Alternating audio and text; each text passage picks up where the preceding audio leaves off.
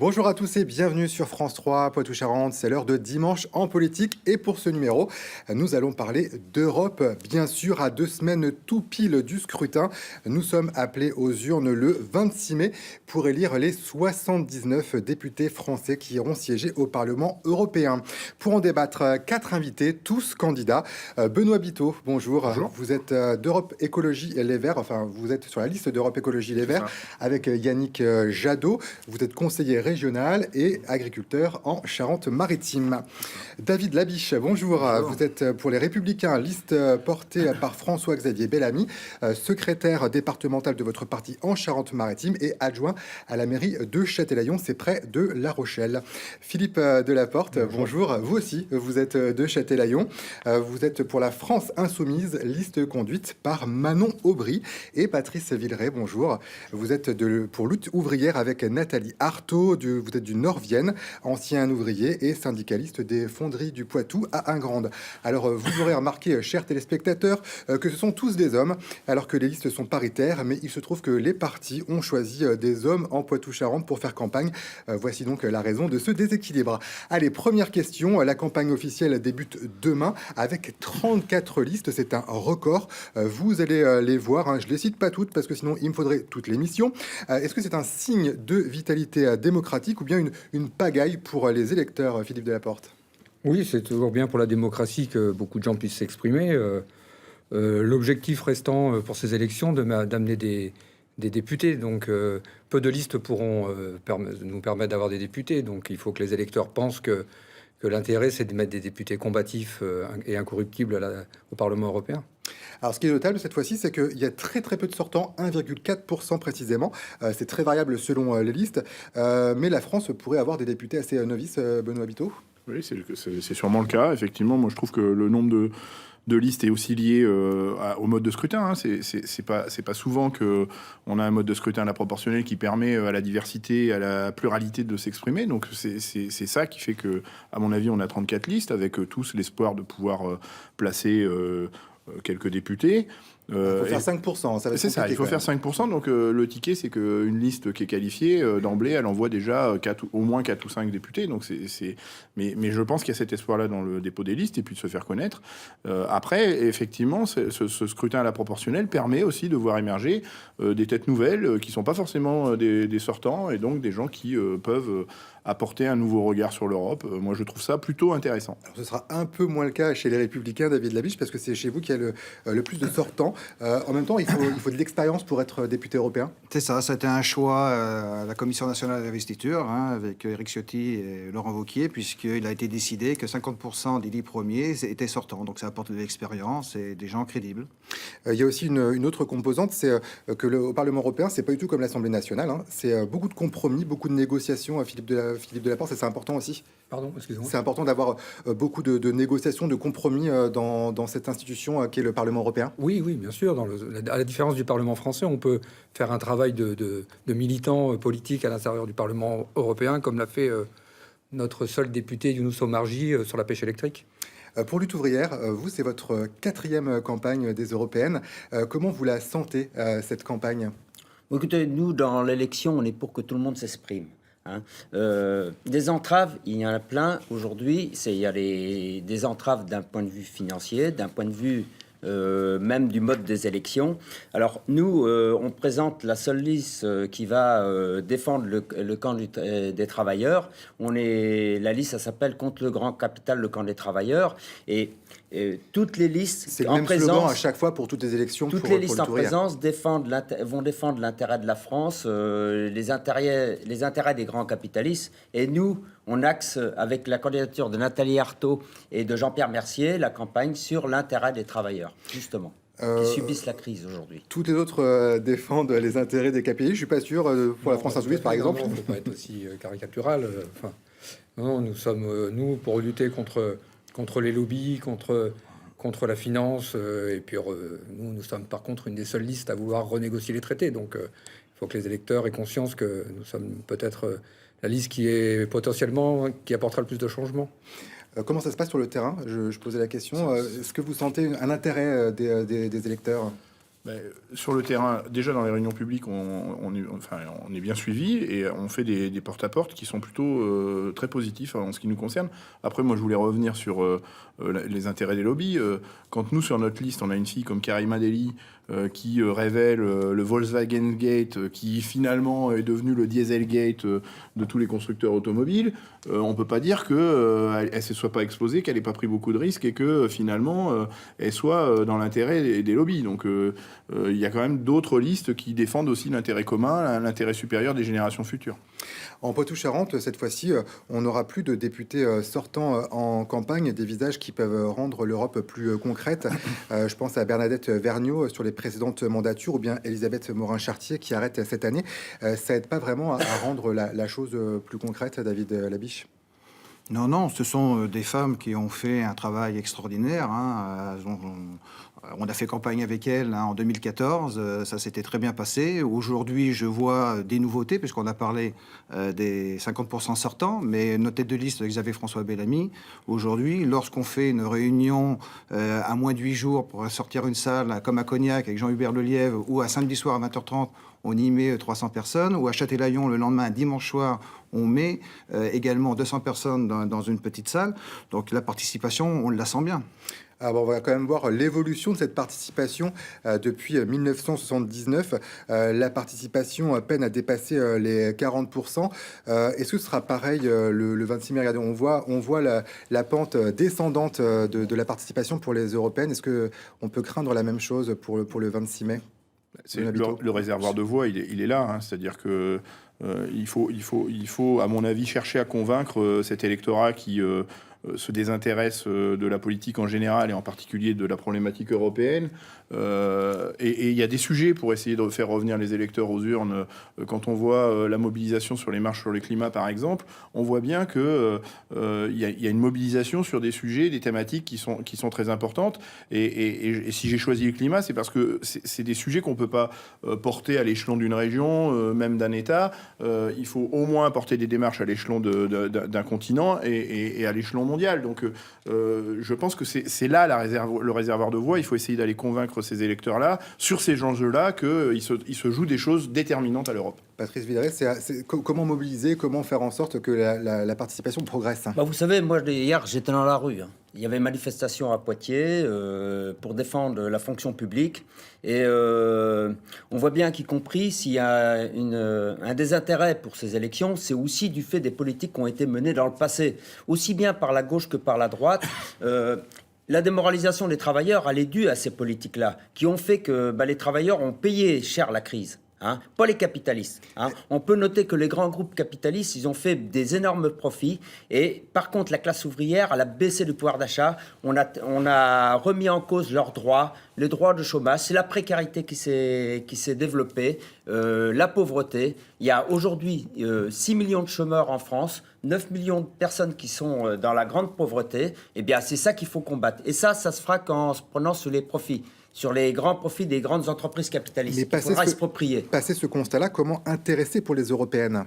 Vous savez, intéresser pour les européennes, c'est d'abord dans le combat de tous les jours. Moi, vous savez, on s'est battu aux Fonderies du Poitou dernièrement. On a fait une grève. On a fait 5 mois de grève. En 2011, on a fait 2 mois de grève totale et 8 mois de bagarre. Et on est obligé constamment de se battre pour sauvegarder nos emplois, nos salaires et puis tout ça. Parce que les patrons de Renault, les grands, ce que vous appelez des lobbies, en fait, nous, on n'appelle pas ça des lobbies. On appelle ça des groupes capitalistes qui font pression sur les parlementaires, sur l'Europe. Et c'est les grands capitalistes qui décident de la politique à mener au niveau de la Commission européenne, au niveau du Parlement européen. C'est eux qui décident de la politique. Alors, Emmanuel Macron s'est impliqué dans la campagne, le Premier ministre Édouard Philippe également, le gouvernement aussi. Ça, c'est important pour la mobilisation des électeurs? Oui, je ne sais pas si c'est vraiment si important que ça, parce qu'on ne voit pas qu'ils mobilisent non plus, avec Madame Loiseau, autant de monde que ça sur ces réunions. Les réunions qui sont faites, nous, par François-Xavier Bellamy, aujourd'hui, là, les mobilisations sont faites. Vous le voyez à Caen, vous le voyez à Limoges, où sans arrêt, les salles sont à 1000 personnes. Pourquoi? Parce que les gens, ce qu'ils veulent aujourd'hui, c'est un projet global. Et le projet global, À mon avis, ce que j'en ai lu jusqu'à maintenant, c'est ce que les Républicains ont proposé avec les centristes. Et le fait que le président de la République s'implique dans la campagne, ça veut dire, en gros, le message, c'est Nathalie Loiseau ou le chaos du Rassemblement national. Comment vous estimez, vous, cette tactique? Cette tactique le regarde. Nous, ce qu'on voit, c'est que si l'on veut remotiver les gens à aller voter, il faut avoir une force de proposition et permettre que la présence de nos députés donne une fenêtre, un objectif de changement et d'amélioration des choses. C'est sûr que quand on voit les politiques qui ont été menées toutes ces dernières années, il n'y a pas de changement sur la crise du logement, il n'y a pas de changement sur la politique agricole, sur l'environnement. Ce sont que des changements anecdotiques. Donc, si on propose de sortir des traités et de revenir sur la règle des 3% de déficit, c'est justement qu'on veut donner les moyens de changer, parce qu'il faudra beaucoup de moyens pour changer. Alors justement, on va parler plus du fond et des programmes. Il y a une thématique très très forte qui se dégage, c'est l'écologie. Nathalie Loiseau a dévoilé son programme de la liste Renaissance cette semaine.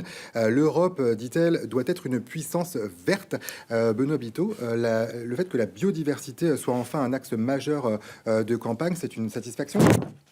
On peut tous se réjouir de la prise de conscience, moi j'appelle ça de la prise de conscience, à la fois des citoyens, parce que je pense qu'il y a un vrai mouvement de fond chez les citoyens, mais aussi chez les décideurs de ce sujet écologique. Qui d'ailleurs, pour répondre à mon collègue de Lutte ouvrière, si demain on engage des vraies logiques écologiques, c'est aussi des solutions pour apporter des réponses sociales, parce que ces logiques-là sont créatrices d'emplois, sont créatrices de bonheur. Hein. Nous, on a axé notre campagne sur le bonheur, et donc il n'y a pas d'incompatibilité entre les deux sujets.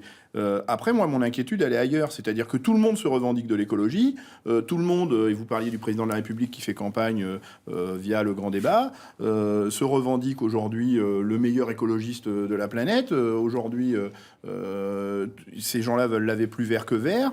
Mais entre les déclarations, les incantations et les faits, les actes, moi, ne serait-ce que sur le bilan de ce quinquennat qui débute, l'écologie est quand même passée à la trappe, et les sujets sont multiples pour en faire la démonstration. Le glyphosate, puisqu'on va parler d'agriculture par exemple, les aides à la bio qui ont disparu, le non-paiement des agriculteurs bio qui doivent attendre 3 ans pour toucher leurs aides. Vous avez été un fer de lance sur ce dossier-là. Exactement, c'est d'ailleurs pour ça que en partie pour ça que j'apparais sur cette liste. Donc on voit bien que il y a le discours et il y a ceux qui agissent. Et la raison pour laquelle je suis sur cette liste-là, c'est parce que moi, je rejoins les gens qui agissent et je suis sorti des logiques d'incantation. Pour la France insoumise, quel est l'axe majeur en matière d'écologie? Quelles sont les propositions majeures?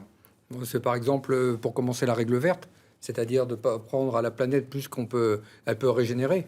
Mais c'est aussi la transition énergétique qui pourrait permettre à la fois de limiter la pollution, mais aussi de permettre aux gens d'avoir des logements moins consommateurs, donc de leur donner du pouvoir d'achat.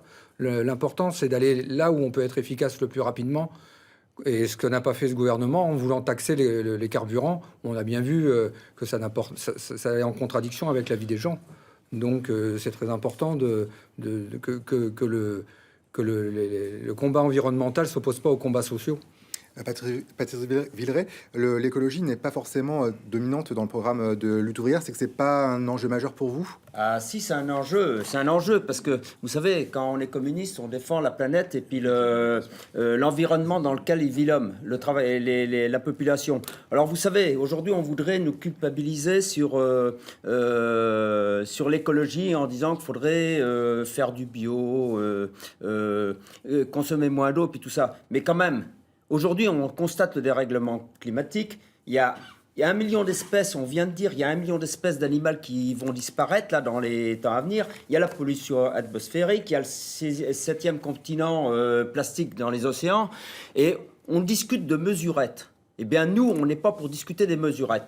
Nous, on est pour un changement radical de la société, parce que on ne peut pas continuer comme ça. Il faut justement s'en prendre aux vrais pollueurs, à ceux qui décident de qu'est-ce qu'on doit produire et comment on doit le produire. Hein. Allez dire à Total ou à Renault, et tout ça, qu'il faut arrêter les voitures, qu'il faut arrêter de consommer du pétrole, mais c'est eux qui décident, qui disent au Parlement, qui disent aux hommes politiques quelle politique il va falloir mettre en place. Alors l'écologie, c'est le dernier de leurs soucis. Eh bien nous, on est pour une révolution sociale pour renverser tout ce système. Et pour les Républicains, quelle est la proposition? Sur ce que François-Xavier Bellamy propose avec les colistiers, c'est très simple. Il y a 75 propositions et l'une des plus importantes pour nous, c'est l'idéologie, c'est bien, mais le pragmatisme, c'est mieux.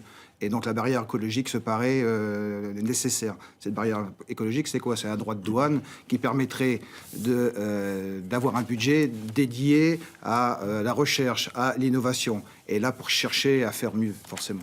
Alors ça, c'est une idée qui est assez ancienne, hein. Elle n'a jamais été mise en application. C'est une erreur. Qu'est-ce qui ferait qu'aujourd'hui ça marcherait? Eh ben, ce qui ferait qu'aujourd'hui on est au pied du mur, qu'il y a des choses qui n'ont pas fonctionné, que notre parti, même le PPE, n'a pas forcément arrivé à mettre en place. Mais il faut arriver avec les consciences. Oui, je suis d'accord, je rejoins que les consciences françaises et même du monde aujourd'hui, on y arrive. Et c'est là qu'on y arrivera, mais il faut être assez fort, le plus fort possible. Et vous êtes d'accord avec Benoît Biteau en disant que l'Europe, c'est vraiment la bonne échelle pour gérer cette problématique-là? L'Europe, non, c'est le monde entier qui doit. Parce que si on regarde que la France, c'est 1 seul % de production de CO2. Donc on ne peut pas jeter la pierre aux Français ni à l'Europe. Il y a des gros pollueurs, on les connaît. Faut que l'Europe soit déjà forte afin d'apporter à nos idées à nous, ce qu'on est capable de faire chez nous en Europe, pour dire à la Chine et aux États-Unis de réduire eux-mêmes leur effet de serre. Alors évidemment, le monde agricole est très important dans ce domaine-là. L'Europe devrait baisser les budgets de la PAC. Comment faire pour protéger nos agriculteurs, Benoît Biteau? Alors effectivement, il faut d'abord, c'est le premier sujet, mais je pense que là on va être tous d'accord, préserver l'enveloppe dédiée à la politique agricole commune, qui est un gros budget au sein de l'Union européenne, 57 milliards d'euros en tout, c'est 43% du budget total de l'Union européenne, donc c'est un vrai sujet. Donc il faut effectivement préserver pour l'Europe et pour la France du coup, c'est une déduction, cette enveloppe européenne, mais le principal enjeu, une fois qu'on aura négocié et réussi à stabiliser cette enveloppe, c'est de la répartir autrement. C'est-à-dire qu'aujourd'hui, malheureusement, la PAC engage des mécanismes qui sont discutables, notamment par les aides par unité de surface, qui font que plus on a de surface, plus on a d'aide, et plus on a d'aide, plus on achète de surface. Et c'est ce qui a provoqué cette forme de cannibalisme où les agriculteurs se mangent entre eux et où on a vu disparaître 50% des agriculteurs en 20 ans. Donc réformons ça, partons sur des logiques, et ça va faire plaisir à mon collègue de lutte ouvrière, partons sur une distribution des aides publiques de la PAC par unité de main-d'œuvre, ce qui fait que même une petite structure, mais qui a beaucoup de salariés, peut ouvrir une enveloppe de la PAC plus importante, et ça peut libérer le foncier dans la mesure où il n'y a plus la rente d'aide publique par hectare de foncier travaillé. Il n'y a pas de raison que les agriculteurs retiennent le foncier, et donc ça peut libérer du foncier pour faire de l'installation, pour créer de l'emploi, a fortiori si les enveloppes sont distribuées par unité de main-d'œuvre. Et donc là, on a un véritable levier de changement des pratiques agricoles. Si en plus on y adosse des conditionnalités de respect du climat, de la santé, de l'eau, donc on a un vrai levier de transition agricole, tout en étant un levier de politique de l'emploi qui ramène de la création d'emplois sur des métiers de la terre. Alors on va continuer sur cette thématique agricole, mais d'abord, quand on parle de la PAC, il y a déjà eu des réformes. Par exemple, la suppression des aides pour les agriculteurs en zone défavorisée. Ce sont les terres difficiles à exploiter. Plus de 1000 agriculteurs sont concernés dans les Deux-Sèvres. Voici un exemple avec Anne-Marie Baillarger et Stéphane Hamon. David tient à nous montrer les parcelles concernées, 41 hectares. Des terres ingrates, souvent inondées l'hiver ou trop sèches l'été. Le problème, c'est que c'est un culte. C'est de la pierre, c'est des broussailles, c'est des rochers, c'est vallonné, ça convient qu'à de la prairie pour les animaux. Cet éleveur de vaches à viande ne pourra plus compter sur les aides européennes attribuées aux zones défavorisées. On nous supprime ça sans nous donner aucune solution. On est le bec dans l'eau. C'est 8 700 € sur l'exploitation. À l'horizon 2021, ça sera 0. Ces aides spécifiques, inchangées depuis une quarantaine d'années, permettaient à 181 communes des Deux-Sèvres d'avoir des compensations pour une baisse de productivité liée à des sols difficiles à exploiter. Mais depuis 2018, il ne reste plus que 16 communes, ce qui fait des Deux-Sèvres le département de France le plus touché. Philippe Delaporte, pour la France Insoumise, vous comprenez la colère et l'incompréhension aussi de cet agriculteur? Bien sûr. Moi, je ne suis pas un spécialiste comme M. Biteau de l'agriculture. Moi, je suis un ouvrier, mais ce que je veux dire, c'est que ça soit dans ce domaine-là comme dans beaucoup d'autres domaines, il va falloir passer à la vitesse supérieure pour, si on veut faire une transition agricole, il n'y a pas d'autre solution que d'aider les entreprises, les agriculteurs, les petites entreprises et réorienter les financements de la PAC vers cette agriculture que l'on souhaite. Autrement, nous n'y arriverons pas. Donc là, c'est un exemple. Mais on peut le multiplier dans beaucoup d'autres secteurs. On peut aller dans la pêche, on peut aller dans plein de domaines. Alors, quand la Commission européenne veut faire des économies sur la PAC, il y a un moment où on se dit que ça va être inéluctable, ou est-ce que la France peut vraiment lutter comme ça, David Labiche? Non, que ce soit François-Xavier Bellamy ou les Républicains, on est d'accord tous d'accord où il est hors de question que les 15% fassent partie de la PAC. Moi, j'ai été fleuriste pendant 20 ans, donc c'est un autre secteur que l'agriculture. Pendant 20 ans, ces 10 dernières années, qu'est-ce qu'on faisait? On n'achetait plus nos fleurs à nos producteurs locaux, on va les chercher en Israël, on va les chercher au Kenya. Donc tout ça, pourquoi? Parce que c'est la facilité, c'est des choses qu'on achète 10 centimes. 10 centimes, ça vient du Kenya. Il faut réaliser qu'en France, nos locaux faisaient à 50 centimes. Donc à un moment donné, il y a des choses qu'il faut mettre en place, et ces droits de douane qui seront très importantes pour rééquilibrer ces charges, pour rééquilibrer ces prix. Et là, on arrivera à redonner du poids, que ce soit aux agriculteurs, que ce soit aux horticulteurs, tous ces secteurs-là. Mais c'est d'abord préserver et défendre nos producteurs. Ça, c'est une thématique qui peut intéresser les électeurs. Oui, je crois que l'agriculture échappe pas au système capitaliste. On peut dire ce qu'on veut.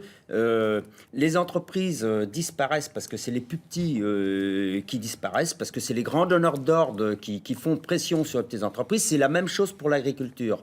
Il y a des grosses entreprises capitalistes qui ont, pendant des années, des décennies, récupéré les subventions. On a favorisé les gouvernements, parce que tout le monde est présent sur ce plateau, mais tout le monde ont plus ou moins défendu le système. Et quand même, ce qui se passe aujourd'hui au niveau de l'agriculture, ça a été une concentration de l'agriculture avec des grosses fermes, des grosses entreprises qui sont des entreprises capitalistes aujourd'hui. Et qui c'est qui crève? Bien sûr, c'est les petits agriculteurs qui ne peuvent pas suivre le cours des choses. Oui, le système... C'est l'agroalimentaire qui a touché des subventions, c'est les gros paysans, les très très gros paysans qui ont justement pu faire des jachères et puis tout ça, C'est incroyable de voir qu'on peut mettre des terres en jachère pendant qu'il y a une partie de la population mondiale qui meurt de faim et que cette agriculture, elle est à l'image de la société. Ben oui, mais l'agriculteur n'est pas en dehors de la sphère et du capitalisme. Oui, c'est ça qu'il faut changer. Vous êtes d'accord avec ce constat, Bonavito? Enfin, le constat, on peut être d'accord sur le fait que, je l'ai dit, 50% des agriculteurs ont disparu en 20 ans. Après, sur les causes, moi, je l'ai dit tout à l'heure, la façon de distribuer la PAC. Si on revient sur le sujet des zones défavorisées simples et donc de l'indemnité compensatrice au handicap naturel, on a une très belle illustration effectivement du poids de certains lobbies agricoles qui favorisent effectivement des grosses structures au détriment des éleveurs, qui est quand même déjà la population agricole qui souffre beaucoup.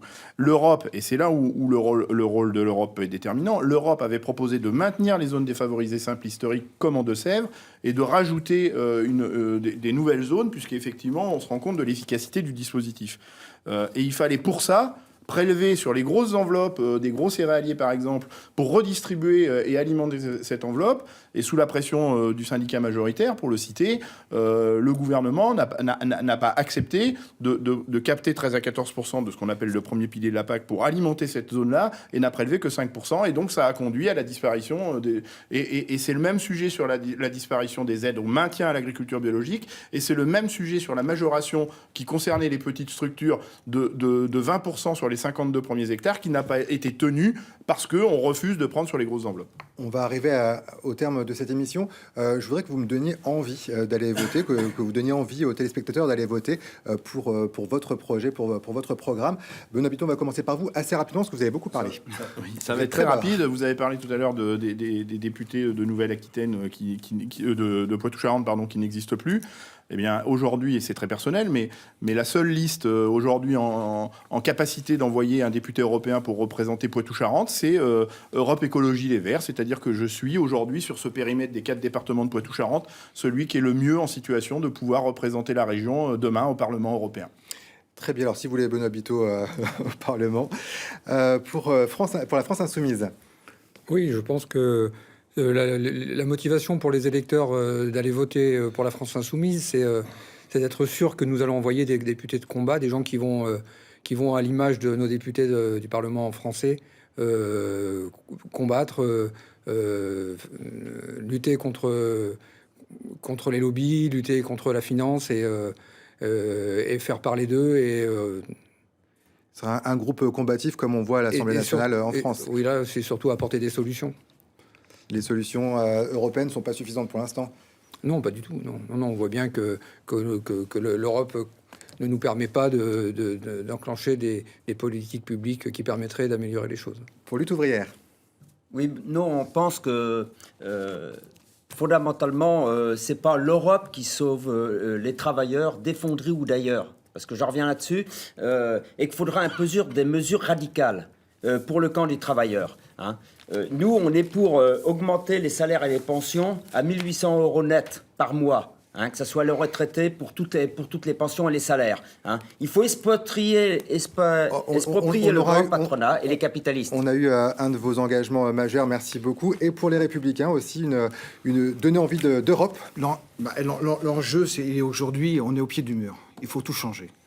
Aujourd'hui, François-Xavier Bellamy, avec tous ses colistiers, c'est 75 propositions. C'est défendre les entreprises, c'est défendre l'emploi, maîtriser l'immigration. Et ça, aujourd'hui, sur les 75 propositions, il fait le tour de France. Tout le monde fait le tour de France pour ça. On voit bien la mobilisation qui est réussie. Et je pense que François-Xavier Bellamy, aujourd'hui, c'est la révélation des Républicains et de la droite. Merci à tous les 4 d'être venus débattre sur ce plateau. Pour voir ou pour revoir l'émission, rendez-vous sur notre site internet na.france3.fr. Dimanche prochain, il sera à nouveau question d'Europe, du point de vue des patrons cette fois, les intérêts et les inconvénients d'être dans ce grand ensemble. Et ce sera avec Jérôme Villain, le retour. Tout de suite, c'est le journal, les infos en Poitou-Charentes. Bonne fin de week-end.